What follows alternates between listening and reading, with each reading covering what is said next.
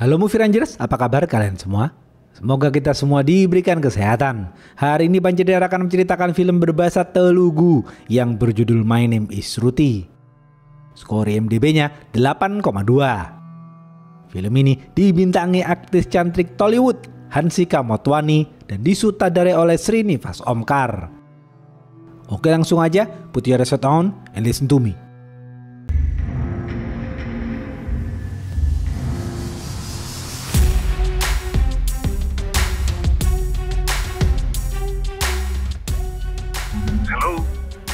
Pemeran film ini antara lain, Shruti adalah gadis cantik yang sederhana, Charan adalah kekasih Shruti, Murthy adalah anggota DPR, Ranjit adalah polisi jujur. Suatu hari di kota Hyderabad, Provinsi Karnataka, hiduplah seorang gadis cantik yang sederhana bernama Shruti. Shruti baru saja mendapatkan pekerjaan di luar provinsi. Shruti diperintahkan kedua orang tuanya untuk tinggal di apartemen sang kakak yang baru saja menikah. Namun setelah seminggu tinggal di apartemen sang kakak, Shruti merasa tidak nyaman. Shruti merasa telah mengganggu privasi sang kakak dan suaminya. Shruti mengatakan kepada kedua orang tuanya ia akan pindah ke apartemen. Besok pagi, Shruti masuk kerja di hari pertama. Shruti bekerja di perusahaan periklanan. Shruti diperkenalkan oleh bosnya kepada para pegawai lainnya. Mereka semua menyambut Shruti dengan hangat. Ketika istirahat makan siang, Shruti menelpon kekasihnya yang bernama Charan. Namun Charan sibuk dan tidak mengangkat teleponnya. Besok pagi, Shruti sarapan di rumah sang kakak. Setelah sarapan, Shruti berangkat kerja. Malam harinya, Charan menjemput Shruti. Shruti kesal kepada Charan karena Charan tidak memberi kabar selama 2 hari. Namun Charan berhasil menenangkan Shruti. Charan lalu mengantar Shruti pulang.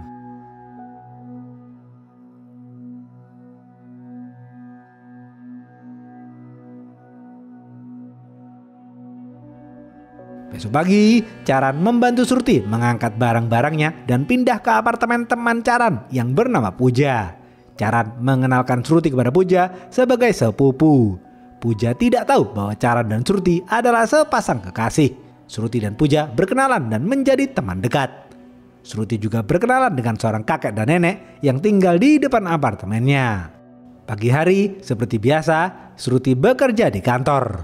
Sore hari, setelah bekerja, Shruti menghabiskan waktu bersama Charan. Mereka berdua makan es krim dan bermain biliar bersama. Ketika weekend, Charan mengajak Shruti pergi ke kuil. Mereka berdua terlihat bahagia dan saling mencintai.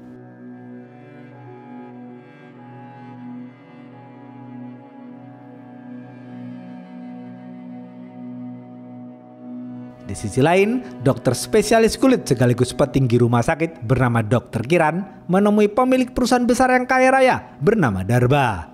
Darba mengatakan, "Dr. Kiran, istriku sudah menua, kulitnya mulai terlihat pucat. Aku ingin kulit istriku cantik kembali seperti dulu.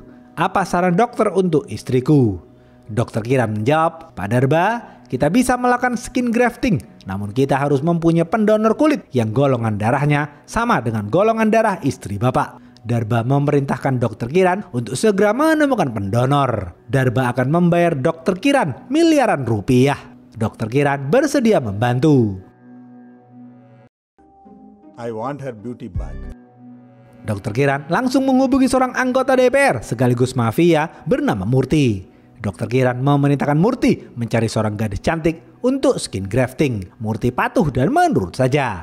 Murthy langsung menghubungi anak buahnya yang bernama Koti. Koti menyuruh anak buahnya yang merupakan pengedar obat terlarang bernama Anu. Koti memerintahkan Anu untuk menculik gadis cantik dengan golongan darah tertentu. Anu dengan senang hati akan melakukan hal itu. Anu memanfaatkan pemuda Bahlul yang juga merupakan pelanggannya bernama Tanish. Tanish yang tidak tahu apa-apa, patuh dan menurut saja. Beberapa hari kemudian, Anu dan Tanish mengincar seorang gadis bernama Priya. Anu memerintahkan Tanish untuk mendekati Priya dan merayu Priya. Tanish berhasil mendekati dan merayu Priya. Dengan mudah, Anu menculik Priya. Namun, Tanish tidak tahu untuk apa Priya diculik. Anu lalu menyerahkan Priya kepada Koti. Koti menyerahkan pria kepada Murti. Murti menyembunyikan pria dan para gadis lainnya di tempat rahasia. Murti kemudian menyerahkan pria kepada dokter korup bernama Suresh. Beberapa bulan kemudian, Suresh melakukan skin grafting. Setelah dilakukan skin grafting, pria dinyatakan meninggal dunia. Suresh melaporkan hal itu kepada Dr. Kiran. Dr. Kiran senang mendengar hal itu. Namun, karena belum menemukan gadis cantik dengan golongan darah yang sama seperti istri Darba, Dr. Kiran kesal kepada Murti. Murti terus mencari gadis yang bergolongan darah sama seperti istri Darba. Setelah 1 tahun mencari, Murti mendapatkan informasi seorang gadis cantik bernama Shruti memiliki golongan darah yang sama seperti istri Darba. Koti memerintahkan Anu untuk menculik Shruti. Anu langsung menjalankan perintah. Suatu malam, setelah seharian bekerja, Shruti kelelahan dan pulang ke apartemen. Setibanya di apartemen, Shruti mendengar suara televisi yang sangat kencang. Ketika Shruti ingin mengecilkan suara TV-nya, Shruti melihat Charan dan Puja sedang tidur bersama. Shruti sakit hati melihat hal itu.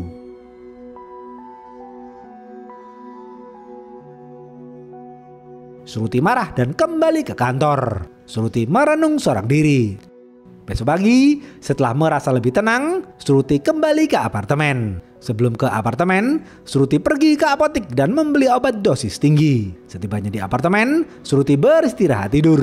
Setelah terbangun, Shruti mengatakan kepada Puja, "Puja, aku sudah melihat semuanya. Namun, aku tidak sepenuhnya menyalahkanmu. Puja, aku bukan sepupu Charan. Selama ini, aku berpacaran dengan Charan." Puja kaget mendengar hal itu. Puja mengatakan, "Shruti, maafkan aku.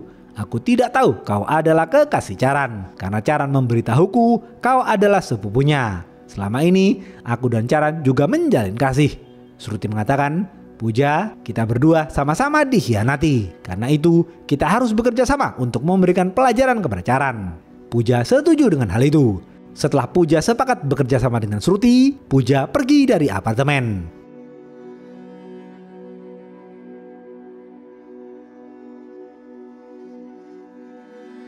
Beberapa jam kemudian, Charan mendatangi apartemen. Shruti kaget dengan kedatangan Charan karena Shruti dan Charan tidak janjian.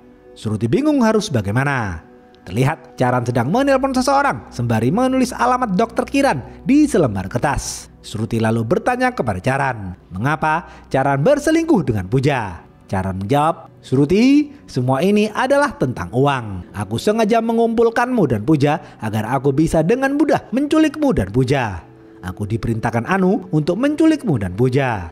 Anu menginginkan kulit cantikmu untuk skin grafting." Shruti ketakutan dan juga kesal mendengar hal itu. Shruti mengambil kain sarinya dan langsung mencekik leher Charan. Charan mengambil vas bunga dan memukulkannya ke kepala Shruti. Shruti kesakitan dan jatuh tersungkur. Shruti mengambil botol dan memukulkannya ke kepala Charan hingga pingsan.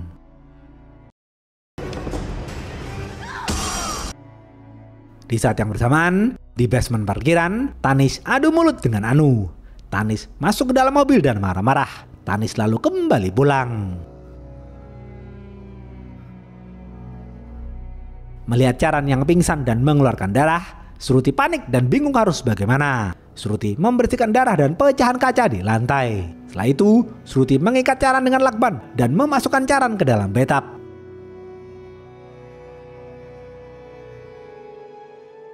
Tak lama kemudian, Charan sadarkan diri. Shruti menodongkan pistol kepada Charan dan memerintahkan Charan untuk menelpon dokter di rumah sakit terdekat.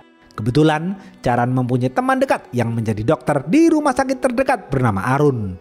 Charan menelpon Arun dan mengatakan ia akan menghampiri Arun di rumah sakit. Arun bingung dengan omongan Charan. Setelah itu, Shruti mengusir Charan dari apartemen. Setelah Charan pergi, Shruti juga pergi dari apartemen. Setelah melakukan semuanya, Shruti pulang ke rumahnya untuk menenangkan diri sejenak. Besok pagi, Murti diperas oleh seseorang melalui nomor tak dikenal. Setelah ditelusuri, ternyata nomor itu adalah nomor handphone Charan. Murti tidak tahu dan tidak kenal dengan Charan. Nomor handphone Charan menunjukkan video para gadis yang Murti culik. Murti marah melihat hal itu. Murti dan tangan kanannya bernama Raju pergi menemui Arun. Murti bertanya kepada Arun di mana handphone Charan. Arun menjawab, "Pak Murti, Caran meninggal dunia di rumah sakit karena obat terlarang. Ketika aku mengkremasi jenazah Caran, aku tidak menemukan handphone Caran." Murti marah mendengar hal itu. Murti langsung menusuk leher Arun dengan besi hingga tewas. Murti kemudian menemui anak buahnya yang bernama Koti. Murti bertanya kepada Koti siapa Caran dan bagaimana bisa video persembunyian para gadis yang diculik bisa terekam. Koti menjawab, "Pak Murti, aku tidak tahu apa-apa. Waktu itu aku video call dengan Anu dan menyuruh Anu untuk menculik gadis cantik sesuai perintah Bapak. Tetapi aku teringat ketika aku sedang video call dengan Anu, Bapak memanggilku dan aku berjalan menghampiri Bapak. Saat itu aku tidak mematikan video call itu. Aku yakin Anu merekam para gadis itu. Aku juga yakin Anu dan Caran bekerja sama untuk memeras Bapak." Murti baru sadar ternyata yang memeras dirinya adalah Anu dan Caran. Murti bertanya di mana keberadaan Anu. Koti tidak tahu di mana keberadaan Anu. Murti marah mendengar hal itu. Murti langsung menusuk Koti dengan pisau hingga tewas.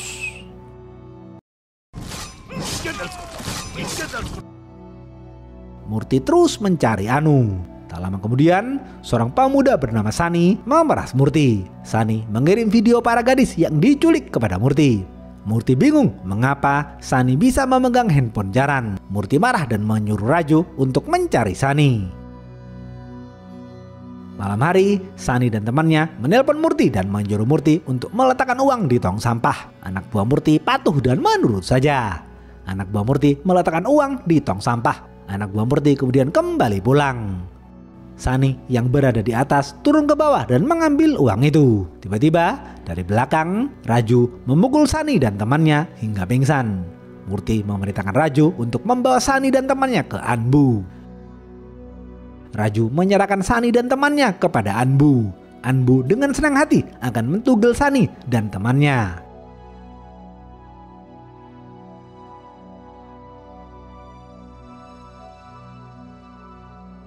Setelah menenangkan diri di rumah, Sruti bangun dan mandi. Sruti kemudian sarapan bersama keluarganya.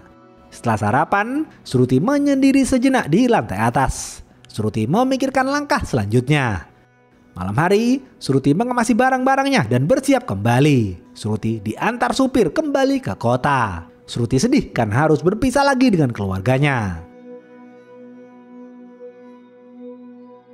Di sisi lain, Darba terus mendesak Dr. Kiran agar menemukan gadis cantik untuk screen grafting. Dr. Kiran mengatakan ia terus berusaha mencari gadis cantik itu. Pagi hari, Sruti tiba di kota. Sruti minta diturunkan di pinggir jalan. Setelah turun dari mobil, Sruti melanjutkan perjalanan menuju apartemen menggunakan bajai.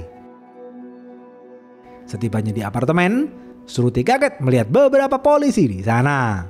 Tetangga Sruti mencium bau mayat dari dalam apartemen Sruti. Polisi memerintahkan Sruti untuk membuka apartemennya.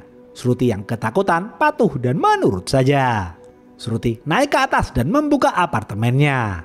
Sruti kemudian membuka kamar mandi dan kaget melihat mayat seorang wanita. Ternyata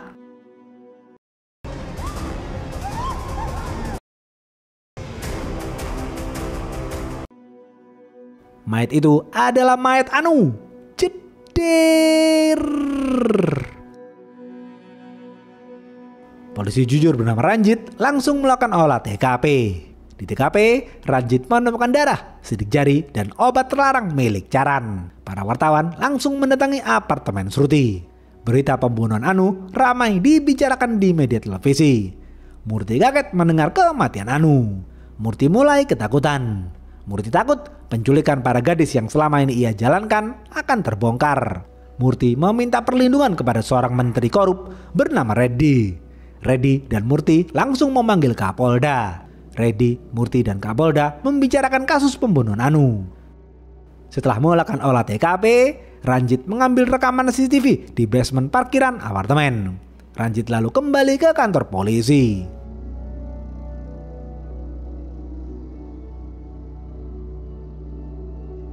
Di kantor polisi, Ranjit melihat rekaman CCTV. Di rekaman itu, Ranjit tidak melihat Caran. Ranjit bingung dengan hal itu. Di rekaman itu terlihat Tanis berseteru dengan Anu. Ranjit memerintahkan anak buahnya untuk menangkap Tanis. Anak buah Ranjit langsung mencari Tanis. Sementara Ranjit menginterogasi Puja. Setelah menginterogasi Puja, Ranjit merasa Puja menyembunyikan sesuatu. Tak lama kemudian, anak buah Ranjit menangkap Tanis di klub malam. Terlihat Tanis sedang menggunakan obat terlarang. Tanis langsung dibawa ke kantor polisi. Ranjit menginterogasi Tanis. Tanis mengatakan, "Pak Ranjit, selama ini aku membeli obat terlarang dari Anu. Anu kemudian mengajakku melakukan sesuatu. Anu berjanji akan memberikan uang yang banyak jika aku bersedia membantunya menculik seorang gadis bernama Pria. Aku pun patuh dan menurut saja. Anu berhasil menculik Pria.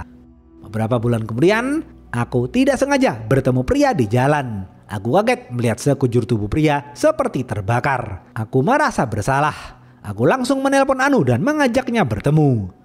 Anu men-share lokasinya. Aku langsung pergi ke sana dan menemui Anu. Aku marah-marah kepada Anu karena Anu sudah menghancurkan hidup Pria. Anu menodongkan pistol kepadaku.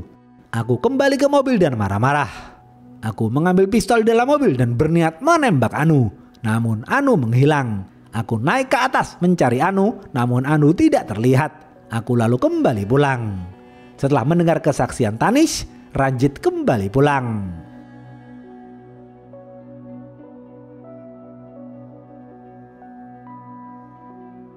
Besok pagi, kakak Shruti dan Bobby mendatangi kantor polisi untuk membebaskan Shruti.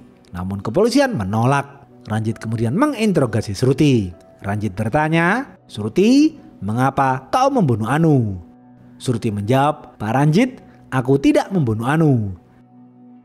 Malam itu aku melihat Charan selingkuh dengan Puja, namun aku tidak menyalahkan Puja. Pagi harinya ketika Puja pulang ke kampung halamannya, Charan datang ke apartemen. Charan mengatakan selama ini ia sengaja memacariku dan Puja atas perintah Anu. Aku dan Puja akan diculik untuk skin grafting. Aku marah dan adu mulut dengan Charan. Aku dan Charan kemudian baku hantam. Charan jatuh pingsan tak berdaya. Aku ingin membunuh Charan namun aku tidak berani. Aku membersihkan darah dan pecahan kaca di lantai. Setelah itu, aku mengikat Charan dengan lakban dan memasukkannya ke dalam bathtub. Tetanggaku kemudian memanggilku untuk meminta bantuan. Aku pergi ke apartemen tetanggaku dan membantu mereka. Setelah membantu tetanggaku, aku masuk kembali ke apartemenku. Aku mengambil kartu memori di handphone Charan. Setelah itu, aku pergi dari apartemen.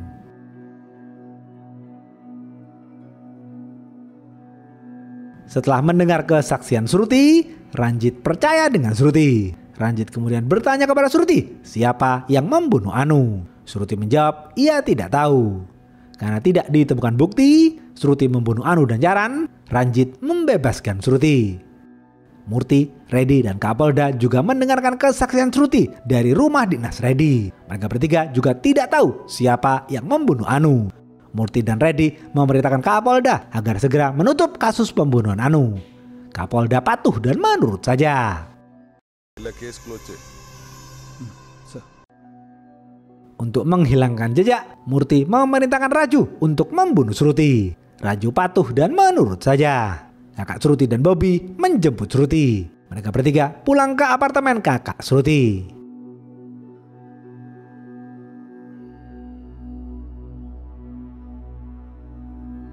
Tak lama kemudian, mereka tiba di apartemen. Shruti minta diantar Bobby ke apartemennya untuk mengambil pakaiannya. Bobby dan Shruti masuk kembali ke dalam mobil dan pergi ke apartemen Shruti. Di saat yang bersamaan, Kapolda memanggil Ranjit dan memerintahkan Ranjit untuk menutup kasus pembunuhan Anu. Ranjit mengatakan, Pak Kapolda, kita harus melindungi Shruti karena Shruti dalam bahaya. Kapolda mengatakan, Ranjit, Shruti akan baik-baik saja. Ranjit yakin Kapolda berkomplot dengan mafia skin grafting. Ranjit ingin melawan Kapolda, namun Ranjit tidak bisa melakukan hal itu. Ranjit pun patuh dan menurut saja. Kapolda mengatakan kepada media, kasus pembunuhan Anu sudah ditutup.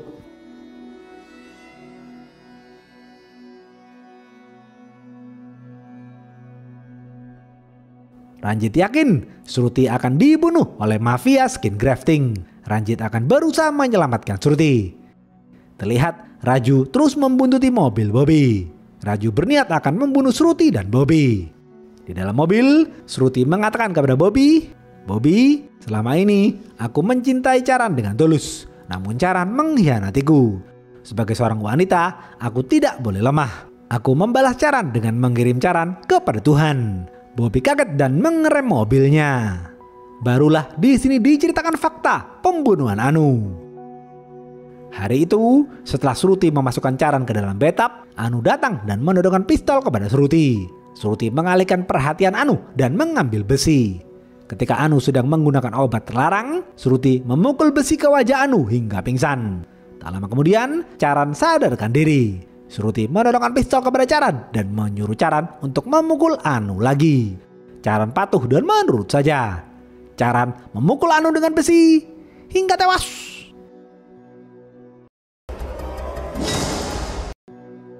Charan lalu memasukkan Anu ke dalam bathtub. Setelah itu, Shruti menyuruh Charan untuk membersihkan darah Anu.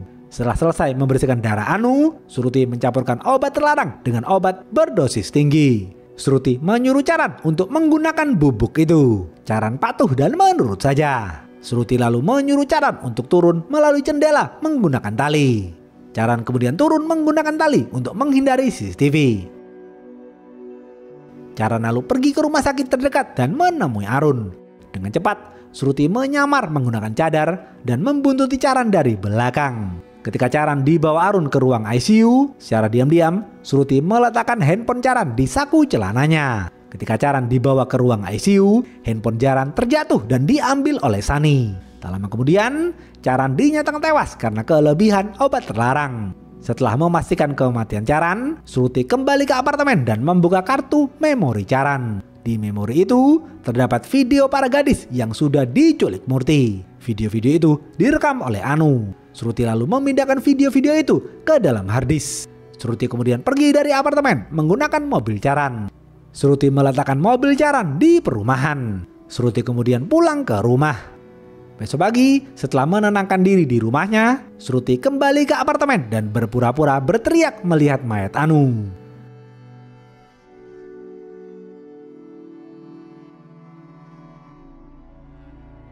Setelah mendengar fakta pembunuhan Anu, Bobby kaget karena ternyata semua itu adalah rencana balas dendam Shruti. Shruti mengatakan, "Bobby, kau kaget mendengar ceritaku kan?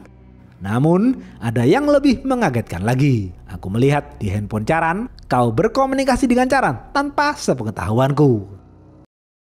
చూశాను బావా.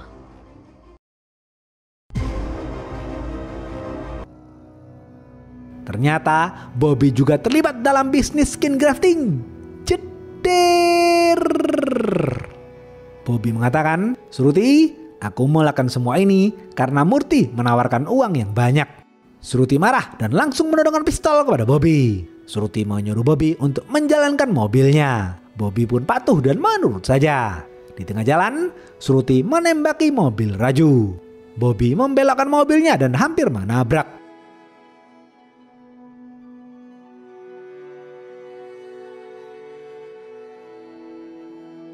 Sesuai perintah Murti, Raju menembak kepala Bobby hingga tewas. Raju kemudian menodongkan pistolnya kepada Shruti. Dari belakang, Ranjit datang dan menembak Raju hingga tewas. Shruti mengatakan, "Pak Ranjit, maafkan aku karena membohongi Bapak. Pak Ranjit, aku menyembunyikan harddisk yang berisi video-video penculikan Murti. Bapak harus mengambil harddisk itu." Ranjit langsung mengambil harddisk yang disembunyikan Shruti. Setelah melihat semua video itu, Ranjit langsung menangkap Murti. Satu persatu, sindikat mafia perdagangan manusia untuk skin grafting ditangkap.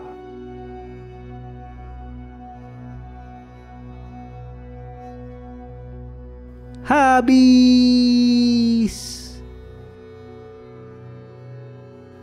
Apa pesan dari film ini? Jika ada kejahatan besar terjadi, maka pasti ada orang-orang besar yang terlibat. Oke, segitu aja video kali ini. Stay watching and see you.